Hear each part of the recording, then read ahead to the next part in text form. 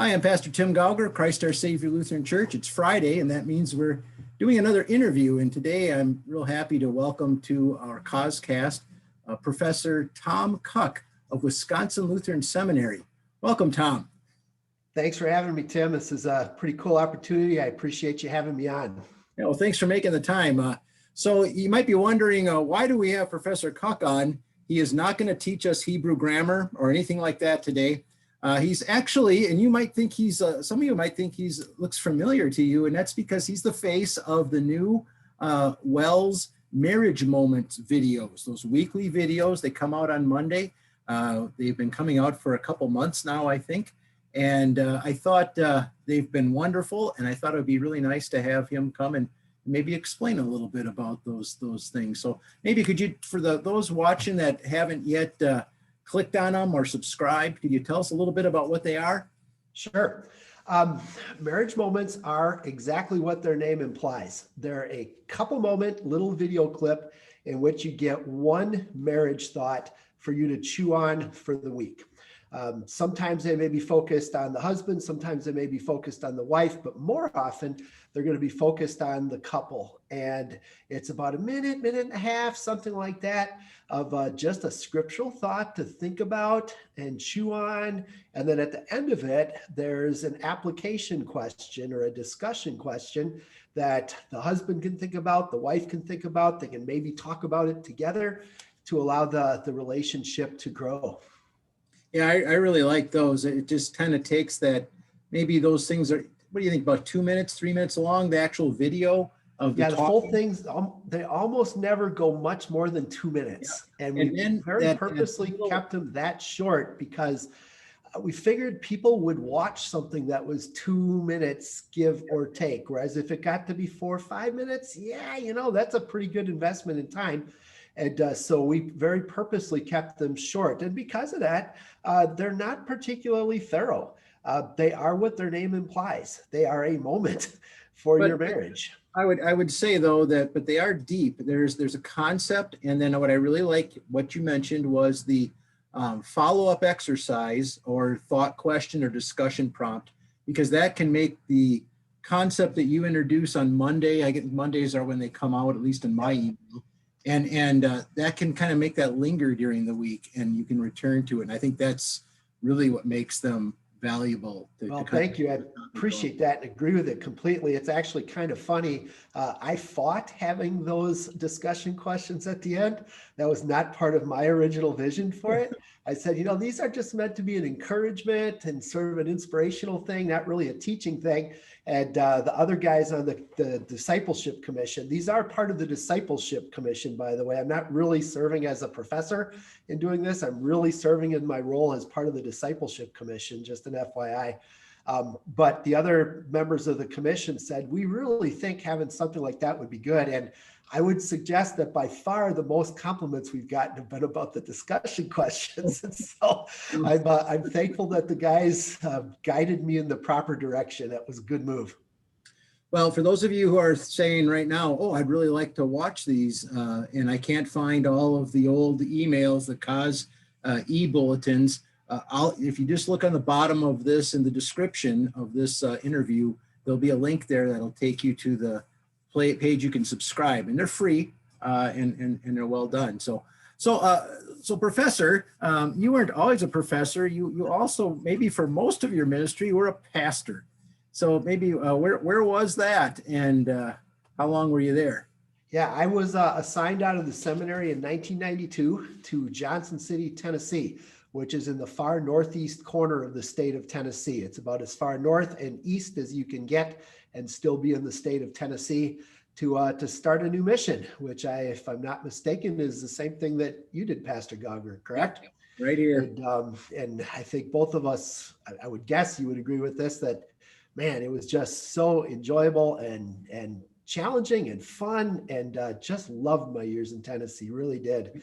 And then in 2014, I received the call to the seminary and decided to take that. I'm now professor of education and Old Testament, and I also am in charge of the Grow in Grace office, which is the continuing education arm of our seminary and have, like I said, been here since 2014.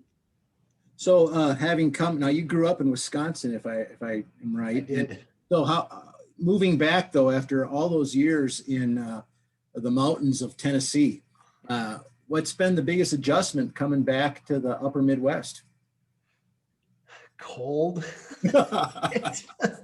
Yeah, I love Tennessee. I loved everything about it. I loved the geography. I loved the people. I loved the culture. And I did love the climate. Okay. Winter was very, very short. And so, yeah, I won't lie to you. December is usually okay. January gets brutal. February, March, and when it just drags out into April, it's just, there's no spring up here. Yeah, so. But you do really treasure the summer. One of the things that we've noticed about being here is that Wisconsinites, and probably this is true across the Midwest, they know how to celebrate summer because there's so little of it that we really do celebrate it, that's kind of cool. And that's been sort of a neat thing about being back. Say maybe a seminary question. I hadn't thought of this one, but we're in the COVID era. How has COVID impacted the seminary? Like when you and I were there was never such a thing as a snow day or anything like that because it's kind of a self-contained campus. But germs don't stop at the gate. So they're fine to move in wherever they want to. It's been an odd year. Our classes are all meeting face-to-face. At the end of last school year, we did shut down face-to-face and we went to all virtual. And the guys, most of them went home. A very few guys stuck around in the dorm, but most of them went home. And of course, we have a lot of guys who are married. Yep. And who were stayed here in the area, but were of course at their house or their apartment or whatever they have. And that worked okay. We're thankful to be face-to-face. The guys all wear masks during classes. They are socially distanced in the way they sit. Because of that, we've had to turn our gym into a classroom. What is usually our chapel is serving as a classroom. We have chapel in the gymnasium, so we can be distanced out appropriately. Guys who live in the dorm together are considered a family unit. And so at chapel, there are rows set up for like 5 or 6 guys who would live together in the dormitory. So they're grouped together. But other guys are separated out, and it's a little odd. But we are very thankful that we are face to face.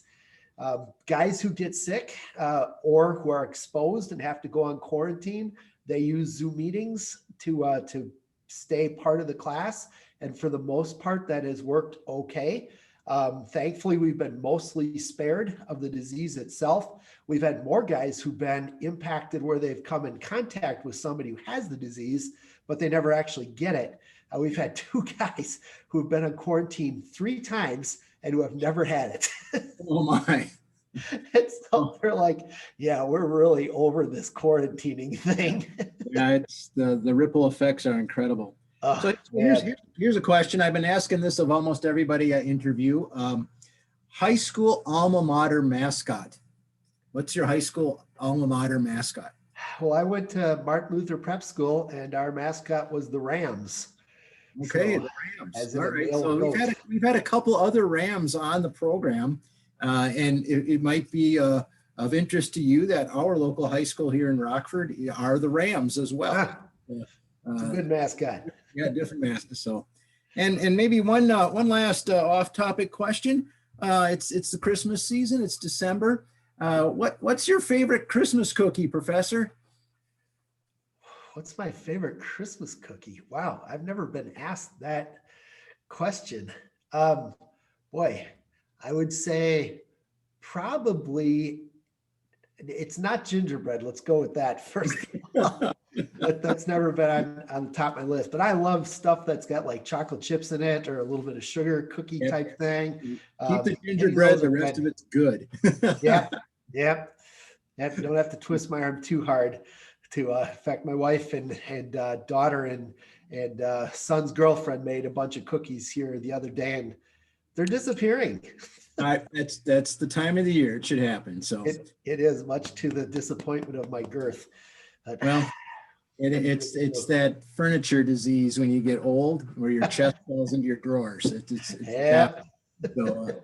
But we really appreciate you taking the time, Professor, and we wish you the Lord's blessings, not only in the ministry conducted there at Wisconsin Lutheran Seminary, so important in training the next generation of pastors for our church body, but also with the Discipleship Commission and the marriage moments. I think there's real blessing. We get good feedback here in Rockford, and I really hope that has a real a way of blessing to our families in our synod, in our churches. It's important.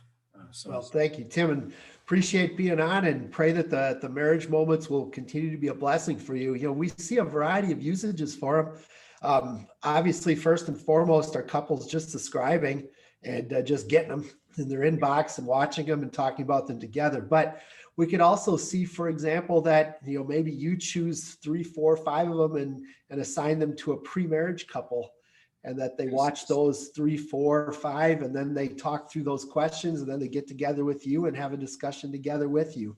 Or you could do something similar in a midweek Bible study or your Sunday morning Bible study, where you just sort of dig through some of those. So we hope that they will have a usage that goes beyond just the most obvious one. But yeah, it's the timeless truths of God, but in a medium that is very timely for today. So thank you, and God's blessings on your work. God's blessings on your work there, as you keep on reaching out with the word of life to a world that really, really needs it. Yes, it does. Thanks.